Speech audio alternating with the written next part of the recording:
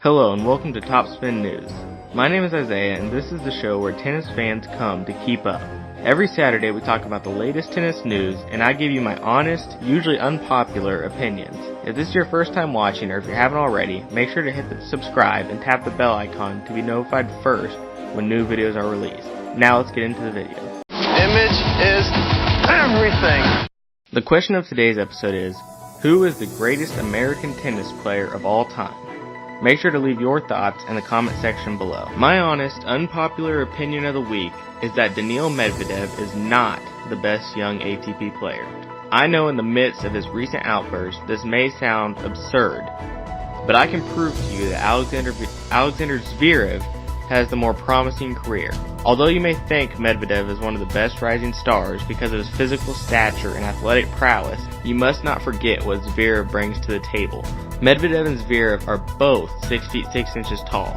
Yet, Zverev has a healthy 16 pounds on Medvedev, and I would argue that his movement on the court is superior. Secondly, Zverev is a year younger than Medvedev, and has already had much better results on the tour. Zverev boasts an impressive 89 more wins than Medvedev and 4 more titles, not to mention his 4-1 record against the Russian. If you want to bring up their latest match where Medvedev beat Zverev in the finals of the Shanghai Masters, I would consider that a fair point. However, Medvedev is currently indulging in the highest point of his ATP career, while Zverev has been struggling with his confidence lately. Anyone who has ever played tennis can tell you that it is a game of momentum, and nobody has more of that right now than Medvedev. Once Medvedev comes back down to earth and Zverev figures out how to perform in big situations, a common problem among young players, everyone will begin to see who the better player is.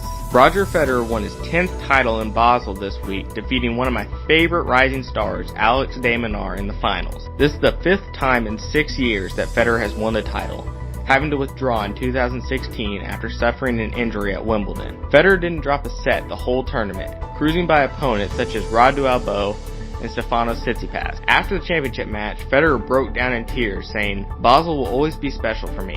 When I hear the music and the ball kids running, I get emotional." Then he said, "Also thinking about my family, my team, the people who want me to win. I'm not trying to hide my emotions. Those wins mean much more for me. I remember them even better. I never thought 10 Basel titles was possible. In the beginning it was uncomfortable for me to show those emotions publicly, but now it's part of my career. It comes natural." The first match of the tournament was Federer's 1500th career match, and the tournament victory marked his 103rd career title. This puts him just 6 shy of Jimmy Connor's record of 109 career titles. In Vienna, Dominic Thiem also won his hometown tournament this week. The 26-year-old defeated Diego Schwartzman in the finals 3-6, 6-4, 6-3. Thiem defeated veterans Joe Wilfried Tsonga, Fernando Verdasco, and Pablo Carreno Busta, as well as the rising star Matteo Berrettini on his way to the finals. After the tournament, a grateful Thiem said, "It has been an unbelievable year for me in Austria. To win titles in Kitzbühel and now here in Vienna.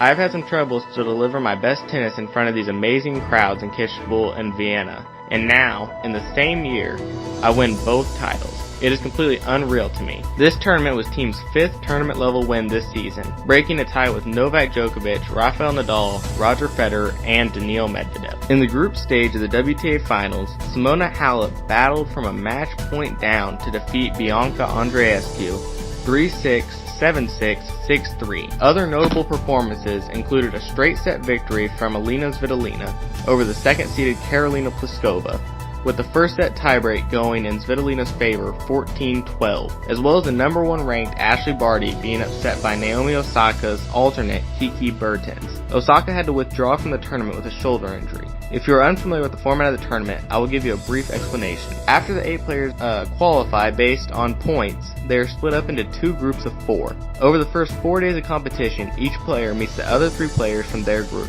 The 2 players from each group move on to the semifinals, where the top player from one group plays the second player from the other group, and vice versa. The winners of each semifinal match meet in the championship match to determine the winner. The tournament is considered the 5th most prestigious on the tour, behind the 4 Grand Slams. It offers the most ranking points and prize money, excluding that of the Slam. For this episode's upcoming tournament predictions, we will look at the race for the last 2 spots in the ATP Finals. As of right now, Alexander Zverev and Matteo Berrettini are the front runners, runners for the 7th and 8th spot. If either of them makes the finals in Paris, they will qualify for London outright. However, it is only possible for one of them to make the finals since they're on the same side of the draw. Roberto Bautista Agut, Gael Monfils, David Goffin, and Fabio Fognini, ranked 9th through 12th respectively, right now can qualify outright by winning the Paris Masters. Numbers 14 through 17 need to either reach or win the finals to even have a chance, dependent on others' results, to make the ATP finals. Pre-quarterfinal losses for anyone other than Zverev and Berrettini would end their campaign. In an interview with ESPN, former #1 doubles player Patrick McEnroe talked about Andy Murray's recent comeback. He said, "It has been cool to watch. We all know Andy has a big heart and an incredible work ethic." Then he said, "It would be awesome to see him contend as soon as the Australian Open, but it's too early to expect that. Murray in the top 20? Absolutely. Top 10? It's possible. Top 5? That's going to be tough." Then, former British professional tennis player John Lloyd added, "I didn't think before Antwerp that Andy would be a threat again, but the heart and mind are amazing things. He sees himself as a contender now, so I do too." Lloyd also drew differences between Federer and Murray. Roger finds the quickest route to end a point. Andy is a one more ball than you guy. Roger is probably the most talented player of all time, so this isn't a knock on Andy. But I don't see Andy playing differently than he has in the past, the way Roger did in order to lengthen his career. Roger Federer has shown great form recently and has a chance to compete well in the upcoming Nitto ATP Finals. If he were to win, it would be his 7th career ATP Tour title. Karen Khachanov lost in his first match at the Paris Masters to fall out of the race for the ATP Finals and out of the top 10. This virtually ends what has been a disappointing singles year for him. Thank you for tuning in to this episode of TopSpin News. If you would like to support the channel, make sure to subscribe and leave a like on this video. Don't forget to answer the question of the episode below in the comments. New videos Saturday mornings at 8 a.m. Central Standard Time. See you then.